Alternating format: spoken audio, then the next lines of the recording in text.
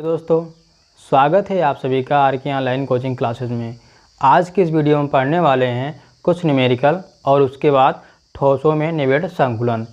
दोस्तों, हमने पिछले वीडियो में आपको पढ़ाया था आद्य का कोष्ठिका, फलक केंद्रित का कोष्ठिका, अंतः केंद्रित का कोष्ठिका का कुछ न्यूमेरिकल और उसका डेरिवेशन। तो आइए देखते हैं। हमारा क्वेश्चन है, सिल्वर एफसीसी जालक बनाता है। एक्स किरण विवर्तन अध्ययन द्वारा पता चला कि इसकी एकक कोष्ठिका के कोर की लंबाई 408.6 pm है, जिसको बोलते हैं पिकोमीटर है। सिल्वर का घनत्व ज्ञात करें। परमाणविक द्रव्यमान 107.9 U है। U का मतलब होता है ग्राम प्रति मोल। देखिए अब इसमें दिया क्या है आपको, इसमें बोल रहा है सिल्वर एफसीसी जालक बनाता है। तो दोस्तों, हमने आपको पढ़ाया था एफसीसी किसे बोलते हैं और एफसीसी कोष्ठिका में कितने प्रभावी कण पाए जाते हैं? 4 कण पाए जाते हैं। यहाँ पर z बराबर कितना आ गया? 4 आ गया। अब कोर की लंबाई, जिसको ये बोलते हैं, कोर की लंबाई कितनी है? 408.6 पिकोमीटर, इतना है। अब पिकोमीटर को हम मीटर में चेंज करेंगे। 1 पिकोमीटर बराबर होता है 10⁻⁻12 मीटर। ठीक, यहाँ पर आ गया 408.6 गुणे 10⁻⁻12 मीटर। अब घनत्व तो निकालना है। घनत्व तो इसमें दिया नहीं है, घनत्व हमें निकालना है। देखिए मोलर द्रव्यमान कितना दिया गया है? 107.9 U। U का मतलब बताए थे हम भी, U का मतलब होता है ग्राम प्रति मोल। मोलर द्रव्यमान M का मान है 107.9 ग्राम प्रति मोल। हमने बताया था U का मतलब होता है ग्राम प्रति मोल।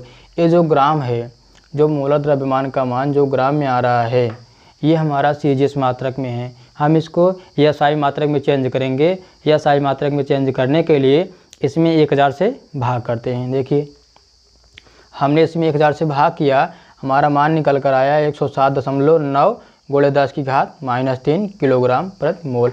ग्राम को देखिए चेंज कर दिए किलोग्राम में, और जो 1000 से भाग किए हैं वो -3 आ गया। अब देखते हैं इसमें हमें निकालना है घनत्व। अब घनत्व का फार्मूला लगा रहे हैं इसमें, D बराबर ZM/NA/A³। देखिए अब Z का मान कितना है? 4 है, यहाँ पर 4 आ गया। M का मान कितना है? 107.9 गुणे 10⁻³ यहाँ पर आ गया मान। अपान NA का मान है 6.02 गुणे 10⁻23। दोस्तों, हमने बताया था NA का मतलब होता है अवोगाद्रो संख्या, इसे हमें याद रखना पड़ेगा। ठीक, यहाँ पर देखिए A का मान कितना है?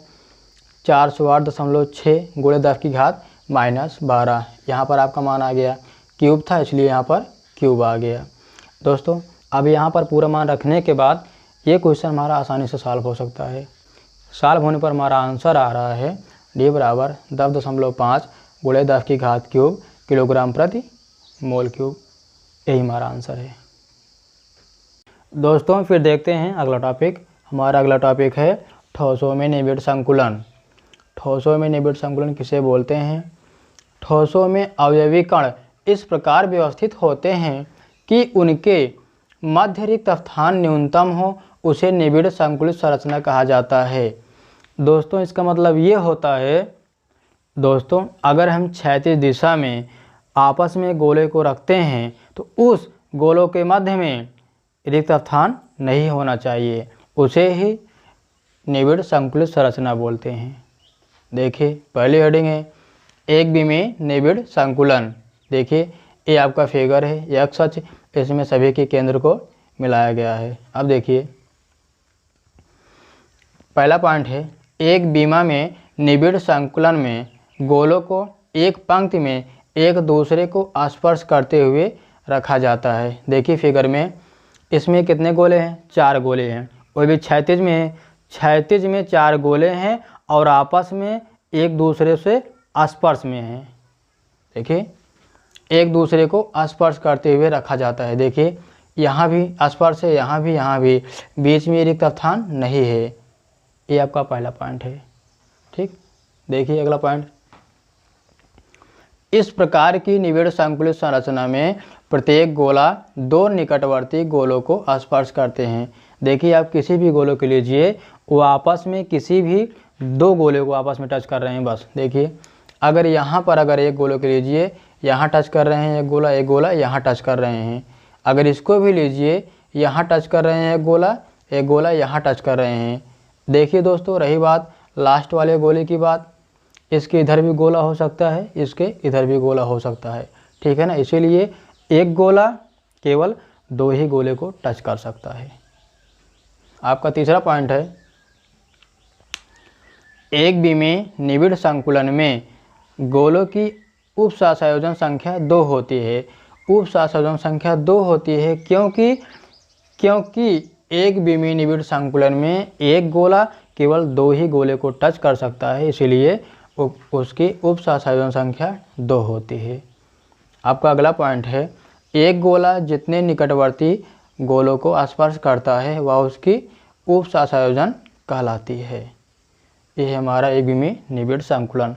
आइए देखते हैं अगला टॉपिक, द्विविमीय निबिड़ संकुलन। देखिए द्विविमीय निबिड़ संकुलन 2 प्रकार से फिगर बनते हैं। देखिए पहला प्रकार, अब इसमें देखिए पहला पॉइंट देखिए, अब इसमें देखिए पहले पॉइंट देखिए, दूसरी पंक्ति को प्रथम पंक्ति के निकट इस प्रकार रखा जाता है कि दोनों पंक्तियों के गोलों के केंद्र क्षैतिजी और ऊर्ध्वाधर रूप में एक ही रेखा में हों। देखिए हमारा फिगर है, इस फिगर में इसका कहने का तात्पर्य यह है, क्षैतिज में जितने भी गोले हों समान रहना चाहिए, एक दूसरे के आसपास में रहना चाहिए, बीच में स्थान नहीं खाली होना चाहिए, ठीक। और उसके बाद जब दूसरी पंक्ति में हम गोलों को रखते हैं तो पहली वाली पंक्ति गोले के नीचे गोला बनाना चाहिए, फिर दूसरे गोले के नीचे दूसरा वाला गोला, तीसरे गोले के नीचे तीसरा वाला गोला, चौथे गोले के नीचे चौथा वाला गोला। फिर जब तीसरी पंक्ति बनाते हैं सेम टू सेम इसी प्रकार इसको भी बनाते हैं, ऊर्ध्वाधर में भी समान रहना चाहिए और क्षैतिज में भी समान रहना चाहिए। इसी को बोलते हैं द्विविमीय निबिड़ संकुलन संरचना, ठीक। अब देखते हैं उप सहसंयोजन संख्या 4 है। कैसे 4 है? अब इस फिगर में आप एक गोले को लीजिए, यहाँ देखिए इस गोले को, अब ये वाला गोला किन किन गोलों को टच कर रहा है? देखिए इधर 1 2 3 4, एक गोला 4 गोले को टच कर रहा है, इसीलिए उप सहसंयोजन संख्या 4 है, ठीक। देखिए अब चारों गोले के केंद्र को यहाँ पर आप मिलाइए,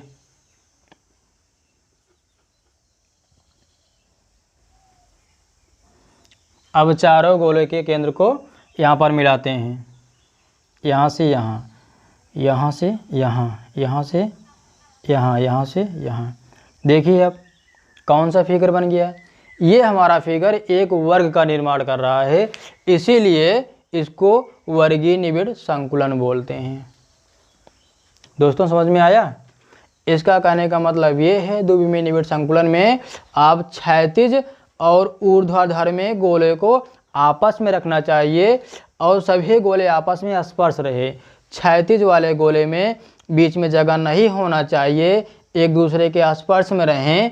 और जब दूसरी पंक्ति में गोले को रखेंगे, एक के नीचे पहला गोला, दूसरे वाले के नीचे दूसरा गोला, तीसरे वाले गोले के नीचे तीसरा गोला, चौथे वाले गोले के नीचे चौथा गोला, सेम टू सेम तीसरी पंक्ति भी ऐसे रखनी है आपको।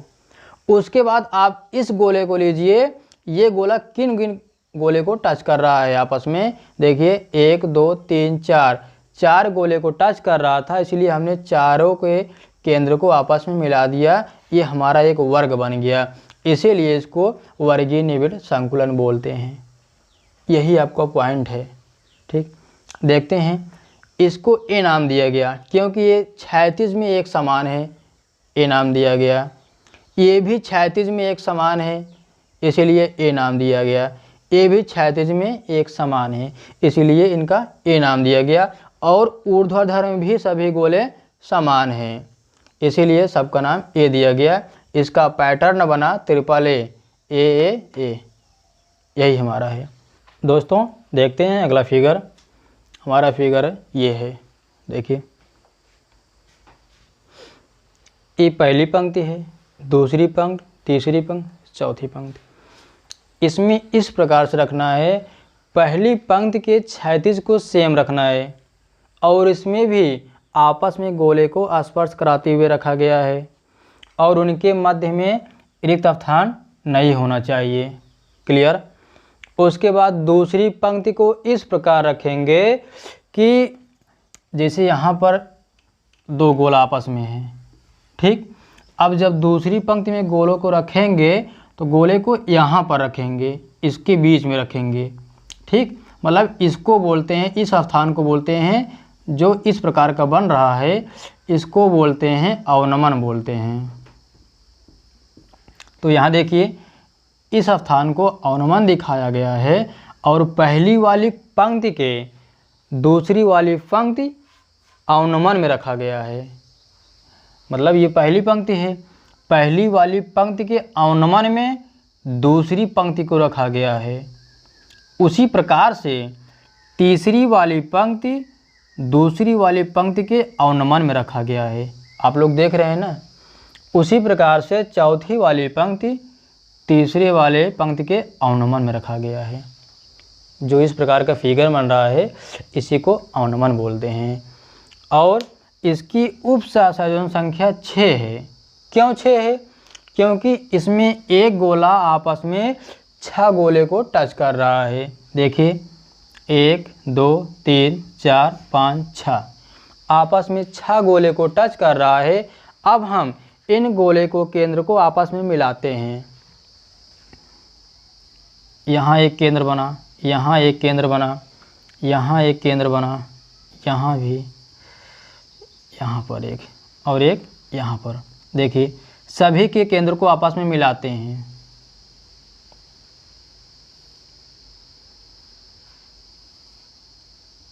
मिल गया ना। 2 2 4 2 6 ये हमारा खष्टकोण बन रहा है। एक गोला आपस में 6 गोले को टच कर रहा है और खष्टकोणीय संरचना बना रहा है, इसलिए इसको खष्टकोणीय निबिड़ संकुलन बोलते हैं। और इसका पैटर्न ए बी है। ए बी कैसे है? देखिए ये क्षैतिज में एक समान गोला है, इसीलिए इसका नाम ए दिया गया। अब इसके जस्ट इसके अवनमन में रखा गया है ना, इसके जस्ट नीचे नहीं है, इसके बगल में है, काफ़ी अंतर है, इसीलिए इसका नाम बी दिया गया। अब तीसरे वाले पंक्ति में इसके भी नीचे है, ठीक, लेकिन इसका नाम ए दिया गया। क्यों दिया गया? क्योंकि देखिए यहाँ इस वाले केंद्र से आप इस गोले को मिलाइए तो यहाँ के केंद्र से मिल रहा है, तो ये ऊर्ध्वाधर में समान है, इसीलिए इसको ए नाम दिया गया। अब जो लास्ट वाली पंक्ति है इसका नाम बी दिया गया। क्यों? क्योंकि जो बीच वाला जो केंद्र है, बीच वाले गोले से यहाँ मिल रहा है, ये बीच वाले गोले से मिल रहा है, इसीलिए इसका नाम बी दिया गया। इसका पैटर्न निकल आया ए बी। इसका पॉइंट ये है। देखते हैं फिर दोस्तों अगला टॉपिक, त्रिविमीय निबिड़ संकुलन। दोस्तों ये हमारा फिगर है, इसका पैटर्न बी ए दिया गया। क्षैतिज में 5 गोले हैं, फिर उसके दूसरी पंक्ति में 4 गोले, फिर उसके दूसरी पंक्ति में 3 गोले, फिर उसके लास्ट में 2 गोले। देखिए इसको पॉइंट द्वारा समझते हैं हम। पहला पॉइंट है दूसरी परत के गोले पहली परत के गोले से बने गर्त अवनमन में आ जाते हैं। कहने का मतलब ये है हमारा, जब यहाँ पर पहली पंक्ति है, अब मान लो पहली पंक्ति है, ठीक, अब जब दूसरी पंक्ति रखेंगे तो इसके अवनमन में रखेंगे। अवनमन यहाँ बन रहा है, ये वाला फिगर यहाँ बन रहा है, इसीलिए शुरुआत यहीं से होगा, यहाँ पर दूसरी पंक्ति रखेंगे, ठीक। दोस्तों दूसरा पॉइंट हमारा है खटकोणीय निबिड़ संकुलन की प्रत्येक परत में 2 प्रकार की रिक्तियाँ होती हैं जो क्रिस्टलीय रिक्तियाँ हैं, ठीक। हमारा तीसरा पॉइंट ये है, एक पंक्ति में त्रिकोण का शीर्ष ऊपर होता है तथा दूसरी पंक्ति में नीचे होता है। देखिए ये आपका पहली पंक्ति है, ठीक, जो यहाँ पर फिगर बन रहा है, ठीक है ना, देख रहे हैं दोस्तों, जो यहाँ पर फिगर बन रहा है, पहली पंक्ति में फिगर इस प्रकार का बन रहा है।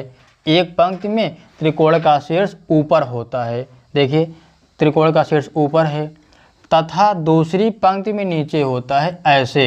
देखिए जब दूसरी पंक्ति बनाएंगे, चाहे यहाँ पर देखिए चाहे आप तीसरी वाली पंक्ति पे देखिए यहाँ पर कोने इस प्रकार से बन रहे हैं।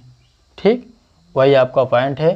पहली पंक्ति में ऐसा फिगर आएगा, दूसरी पंक्ति में ऐसा रहेगा। ठीक, फिर चौथा पॉइंट है, जब प्रथम परत की रिक्तियों को दूसरी परत के गोलों द्वारा भरा जाता है तो दो नई प्रकार की रिक्तियां बनती हैं, चतुष्फलकी, अष्टफलकी।